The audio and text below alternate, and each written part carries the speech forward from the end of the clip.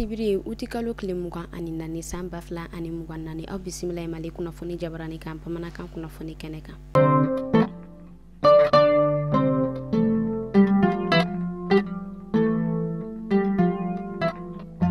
Kunnafoni daminɛna an ma ladɔnya k'a fɔ alamisa don utikalo kile mugan ani fila san 2024 kɔnɔna na an ka camancɛ fanga ɲɛmɔgɔ kolonɛla Asimi Goita ale bɔla ka taa bɔna o yɛrɛ kɔni kɛ service la min ni ale bɛ wele ko Secojec ni olu ka baara o bɛnnen don an ka ba Maliba ale lakanani ma a yirala k'a fɔ a yɛrɛ kɔni bɛn sira la kosɛbɛ ni a ka premier ministre Dr Choguel Kokala Mayiga ani fɛn min yɛrɛ kɔni CNT ale yɛrɛ kɔni président colonel Maliki Jaw anu u ka marabolo ma caman bɔna o yɛrɛ kɔni kɔnɔna na an ka camancɛ fanga ɲɛmɔgɔ kolonɛla Asimi Goita a bɔla ka foli bila ani tasi bila k'o kɛ ka ɲɛsin ni service maa ninnu ma u ka wulikajɔ kɔnɔna na kɛrɛnkɛrɛnnenya la jamana ale basigiliko kunkanko la.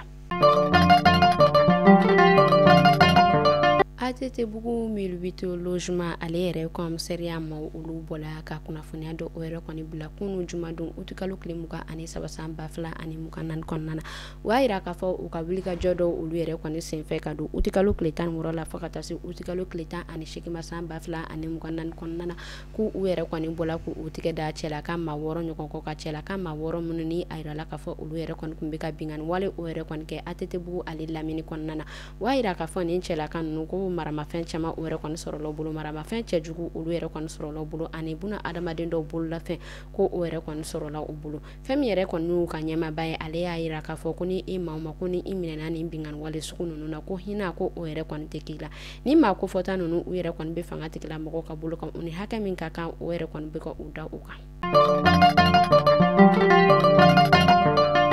Alisa an bɛ to an ka lakana tigilamɔgɔw ka kunnafoniya kɔnɔna na an bɛ taa Kucala fɛn min yɛrɛ kɔni ye douane ɲɛmaaba ye ni a bɛ wele ko Amadu Konate a yirala k'a fɔ ale yɛrɛ kɔni ma kɔnɔnen don Kucala ale marabolo kɔnɔna na Kucala ale yɛrɛ kɔni douane ɲɛmaaba ni a bɛ wele ko colonel major Yoro Jalo a yirala k'a fɔ ale n'a ka marabolo ma olu ka wulikajɔ n'u ka cɛsiri dɔ yɛrɛ kɔni kɔnɔna na u yɛrɛ kɔni bɔla k'u tigɛ da maa dɔ kan maa minnu ni a yirala k'a sɔrɔ maa minnu ni a sɔrɔla k'a fɔ ko cannabis o yɛrɛ kɔni plaquette 77 sɔrɔla kun ni o yɛrɛ kɔni kilogramme bɛ taa 146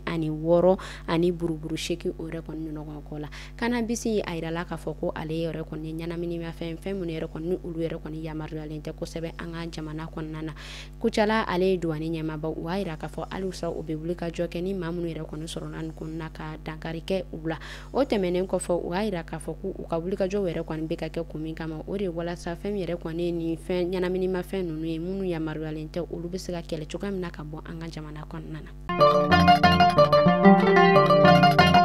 Farikolo ɲɛnajɛ ale kunkanko la a bɛ wagati damadɔ o yɛrɛ kɔni bɔ fɛn min yɛrɛ kɔni ye an ka ba Maliba dolontannabaw ka kapitɛni ni a bɛ wele ko Amari Tarawele a yirala k'a fɔ kumafɔɲɔgɔnya dɔ ni o yɛrɛ kɔni kun tɛmɛna ale ni fédération malienne ni ɲɔgɔn cɛ ni o yɛrɛ kɔni kun ye ale suspend a hukumu de kɔnɔna na fɛn min yɛrɛ kɔni ye an ka ba Maliba dolontannaw ye olu y'a yira k'a fɔ ko ni kapitɛni ni ale yɛrɛ kɔni suspend ko olu yɛrɛ kɔni tɛna dolontan na nka an bɛ wagati min na i n'a fɔ sisan nɔ kunnafoni olu yɛrɛ kɔni bɔla k'a yira k'a fɔ ko ɲangini min yɛrɛ kɔni kun bɛ Amari Tarawele ale kɔ ka ko ɲangini wulila o hukumu de kɔnɔna na u welela ka na sélection nationale o yɛrɛ kɔni na Amari Tarawele ani fɛn min yɛrɛ kɔni y'a ka dolontɔnɔ ye kɛrɛnkɛrɛnnenya la Bisuma ani u caman. Kari tɛmɛnen ni o yɛrɛ kɔni bɛnna transition malienne ale yɛrɛ kɔni san 4 o ma a yirala k'a fɔ duguden dɔw olu yɛrɛ kɔni u hakilina ta o yɛrɛ kɔni de kɛrɛnkɛrɛnnenya la Bafulabe Mopti ale ni Bamako olu bɔla ka u ka nimisi wasa kɔ o yira kosɛbɛ u y'a yira k'a fɔ ko transition ale yɛrɛ kɔni ye baara caman o yɛrɛ kɔni kɛ an ka ba Maliba kɔnɔna na. L'Organisation mondiale de la santé OMS ale bɔla ka kunnafoniya dɔ olu yɛrɛ kɔni bila ka ɲɛsin marabolo damadɔ ma a ka sɛgɛsɛgɛliw kɔnɔna na a y'a yira k'a fɔ ko fɛn min yɛrɛ kɔni ye gawo ye fɔ ka taa se mɛnaka o yɛrɛ kɔni ma ko baloko dɛsɛ dɔɔni o yɛrɛ kɔni dela olu ka marabolo kɔnɔna na ni an bɛ min wele ko malnutrition.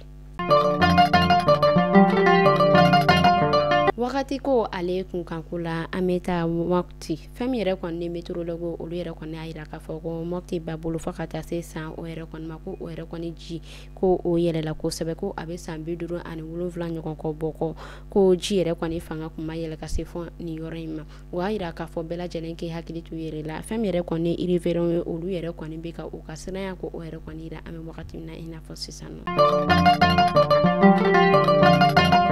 Kunnafoni kuncɛla an bɛ taa vacances a yirala k'a fɔ fɛn min yɛrɛ kɔni lakanabaliya ye halisa u bɛ vacances marabolo kɔnɔna na kɛrɛnkɛrɛnnenya la u ka yɔrɔ min bɛ yen nɔ ni ale bɛ wele ko Kani Bɔnzɔn a yirala k'a fɔ arabadon août kalo tile 21 san 2024 kɔnɔna na ko binganni walekɛlaw yɛrɛ kɔni tala ka taa binganni wale cɛjugu ko o yɛrɛ kɔni ta ka ni marabolo in sɛgɛrɛ min yɛrɛ kɔni kɔnɔna na o y'a jira k'a fɔ ko bagan marala maa 5 ɲɔgɔn kɔ ko u ye olu yɛrɛ kɔni bɔnɛ u ni na ka tila ka bɔnɛ ni u ka bagan caman ye minnu bɔnɛna u ni na an bɛ ala deli ala ka badanɛma di u bɛɛ lajɛlen ma halisa ala ka jamana in basigi. Ni ne tun bɛ dansigi kɛ bi kunnafoni na an ka foli bɛ an lamɛnbagajɛkulu bɛɛ lajɛlen Mali kɔnɔ fɔ Mali kɔ kan aw k'an bɛɛ sini ni ala man kan joona joona.